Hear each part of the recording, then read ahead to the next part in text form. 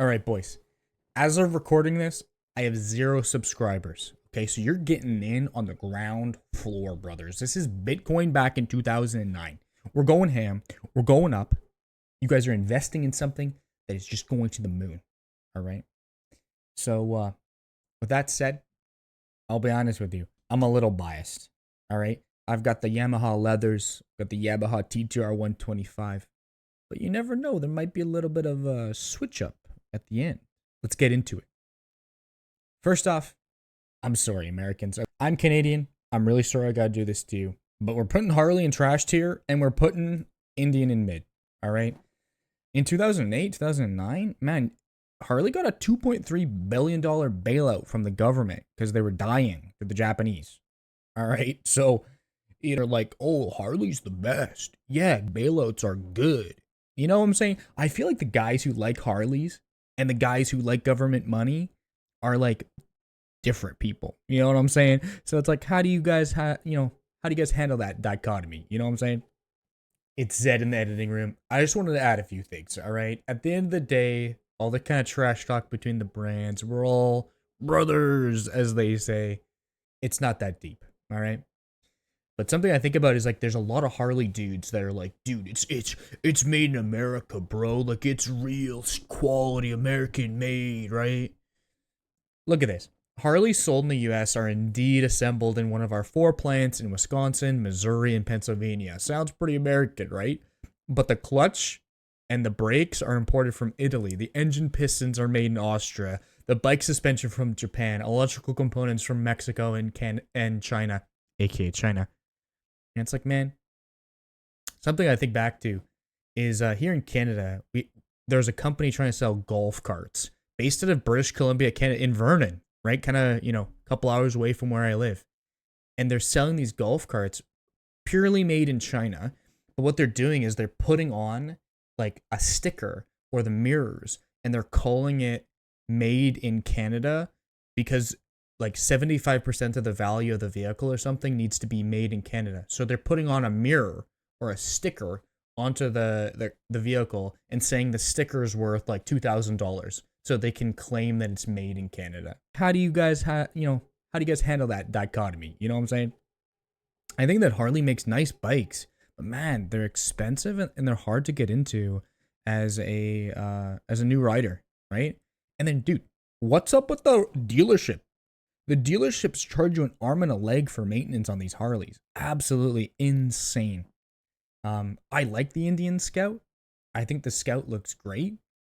Again, like the cheapest bike I think that Indian sells in Canada is $13,000 or $14,000, and that's tough. I'll be honest with you. You compare that to the other manufacturers, you can actually get in and kind of brand, right? So that's why they're in mid and trash tier. Next up, we got the Italians, Aprilia and Ducati. Ducati, I think they're just overrated. I really do. I think they make nice bikes. The Panigale is beautiful, but when you compare it to like BMW, man, BMW S1000R or like the Panigale, right? I think you're just getting the BMW. Well, I'll be honest with you. You're just getting the BMW. You're getting German engineering. You're getting the reliability. The bike's beautiful. And that's why we're putting BMW up here at elite. Okay? I think it's unbeatable. I think that, one of the big problems here is Italian engineering just isn't it. You look at the reliability, you look at the maintenance. So Fort9 has an amazing video where they're showing the engine oil and they're showing the particulates from the motor running. And it's like, dude, the Italians just aren't it. Now, to be completely fair with these next few brands, we don't really have many of these here in Canada. Like Royal Enfield, I don't even know where to put you, my guy. We don't have many of you. But I think the fans, at least that I've seen online, are really dedicated to Royal Enfield. So we'll put them in good. Triumph, you're the same thing. Husqvarna, we're putting you in mid because my buddy has a dirt bike and the top end needs to be rebuilt. So kind of that in mind. Husqvarna, you're going in mid. KTM, we're putting in trash tier. Now listen, okay, I know there's some diehard KTM Duke fans. I know you guys love the brand, but they went bankrupt. Okay, I think there's a reason why. Poor management. Okay, I get it.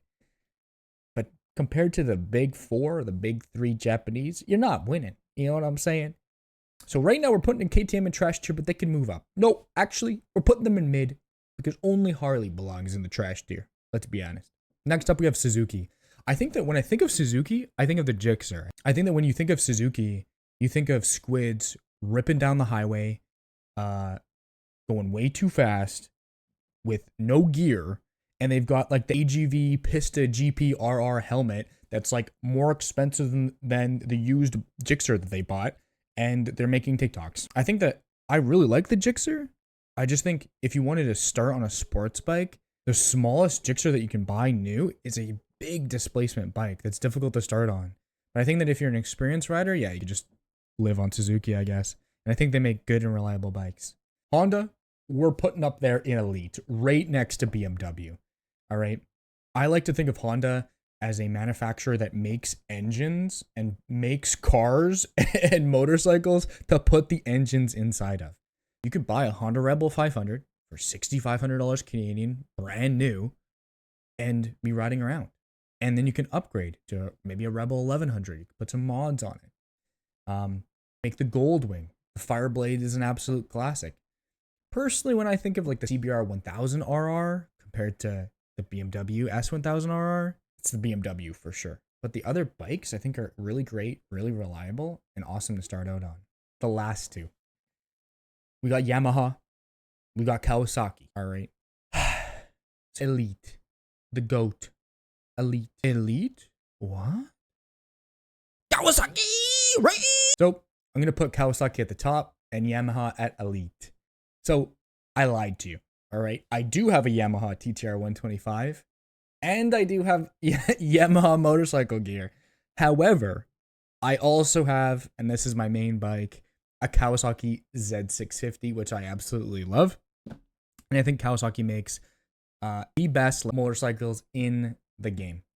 I think here in Canada, at least, I'm not sure if it's different in America, but Yamaha is you're paying a premium for them. They cost more money, and the parts are more expensive. I don't really know what's going on. Is this an American thing or is this like a Canadian? I'm not really sure. You're paying more money for a Yamaha R3 than a Kawasaki Ninja 500. Dude, why would you buy an R3 other than like, oh, I like Yamaha? Dude, overrated, boys. Overrated. Get a Ninja 500. You're going to have a way better time on a Ninja 500 than a Yamaha R3. To be completely fair, the high-end torque of a Yamaha R3 is actually really comparable to the Ninja 500. But the low-end torque of a Ninja 500 is way higher than the high-end torque of a Yamaha R3. And yeah, so that's it, boys. Kawasaki Elite. I think that the truth of it is that if you buy any of these bikes here at the top end, Kawasaki, Yamaha, Honda, BMW, you're not going to be disappointed. You're going to love those brands. And that's it. So as of this recording this video, we have 0 subscribers. But boys, we're on the way up. We're moving, we're grooving, and I'm going to be improving the game. So that's it. That's the end of the tier list. But remember, this is the ground floor, okay? We can only go up from here.